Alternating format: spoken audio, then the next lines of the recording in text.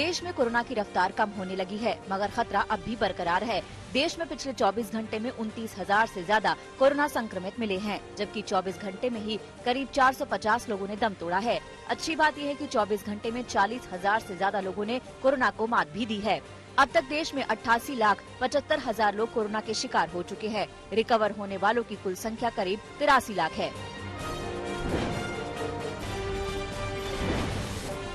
दिल्ली में बीते 2 दिनों से कोरोना की रफ्तार थोड़ी कम हुई है, लेकिन खतरा लगातार बढ़ता जा रहा है। कल रात जारी हुए आंकड़ों के मुताबिक 24 घंटे में राजधानी में 3,797 नए केस सामने आए हैं। इतने ही समय में 99 लोगों की जान चली गई है। इसके साथ ही कुल संक्रमितों की संख्या 4,89,000 के पार पहुंच गई है, जबकि मरने वालों का कुल आंकड़ा 7,713 हो गया है। दिल्ली में फिलहाल संक्रमण की दर 12.73% है, जबकि रिकवरी दर 90.22% हो चुकी है। वहीं दिल्ली में डेथ रेट अभी भी 1.58% बना हुआ है।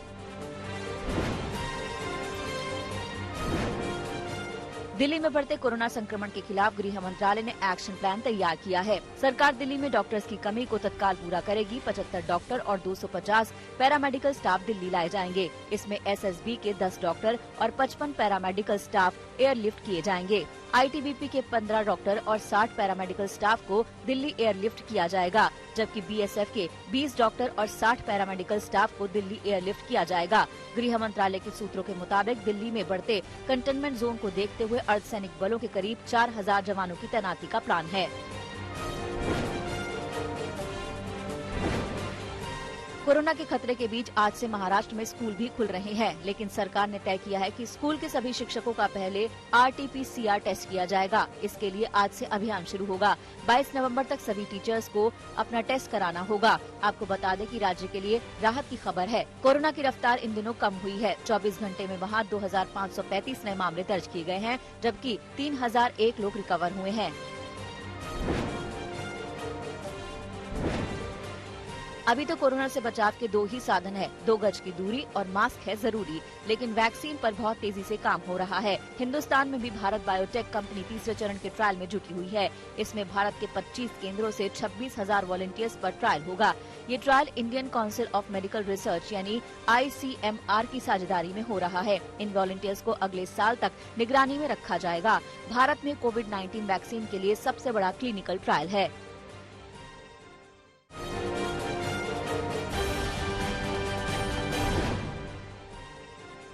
कल पटना में राजभवन में शपथ ग्रहण के बाद आज नीतीश कुमार सरकार की पहली कैबिनेट बैठक है। आज दिन में 11 बजे नीतीश कैबिनेट की बैठक होगी। कल नीतीश कुमार के अलावा 14 मंत्री पद की शपथ दिलाई गई थी।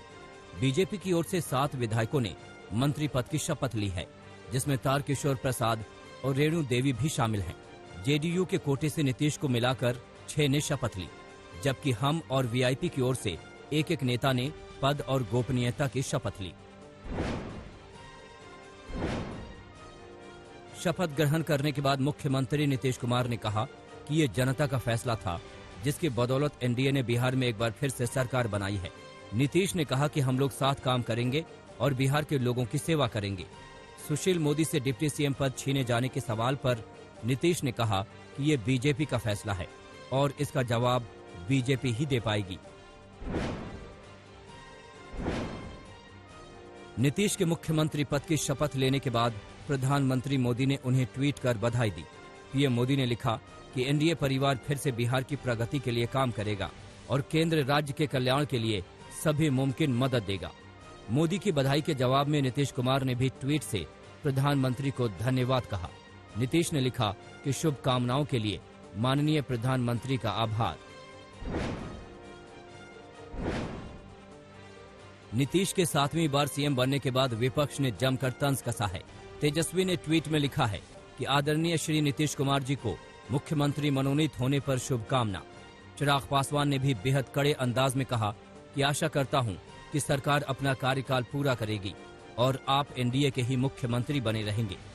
अखिलेश यादव ने लिखा कि घुटन तो उन्हें भी होगी, घोंट कर गला आवाम के फैसले का आज सरेआम जो सच की कसम खा रहे हैं।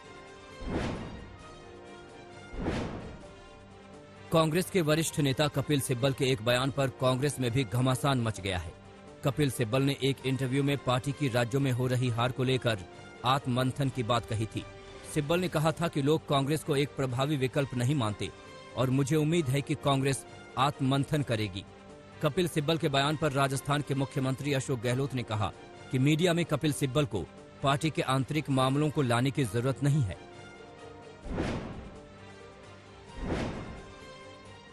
जम्मू कश्मीर में डिस्ट्रिक्ट डेवलपमेंट काउंसिल के चुनाव में गुपकार गठबंधन के साथ कांग्रेस के चुनाव लड़ने के फैसले पर बीजेपी ने जमकर हमला बोला है।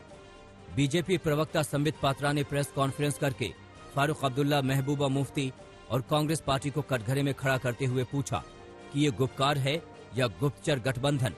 उन्होंने कहा कि ये गुप्तचर गठबंधन वही चाहता है जो पाकिस्तान चाहता है। संबित पात्रा ने सोनिया गांधी और राहुल गांधी पर भी वार किया। राजस्थान में गहलोत सरकार के वरिष्ठ मंत्री भंवरलाल मेघवाल का लंबी बीमारी के बाद निधन हो गया। 72 साल के भंवरलाल मेघवाल ने गुरुग्राम के मेदांता अस्पताल में आखिरी सांस ली। भंवरलाल को 13 अप्रैल को ब्रेन हेमरेज हुआ था। मेघवाल की मौत के बाद प्रधानमंत्री मोदी ने भी शोक व्यक्त किया है और ट्वीट में उन्होंने लिखा कि वो एक वरिष्ठ नेता थे जो राजस्थान की सेवा को लेकर प्रतिबद्ध थे।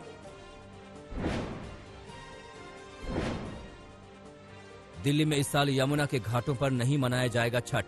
दिल्ली की आप सरकार के इस फैसले के खिलाफ और मुख्यमंत्री अरविंद केजरीवाल के विरोध में आज दिल्ली बीजेपी पूर्वांचल मोर्चा मुख्यमंत्री निवास पर प्रदर्शन करेगा। पूर्वांचल मोर्चा का आरोप है कि केजरीवाल सरकार आस्था के साथ खिलवाड़ कर रही है।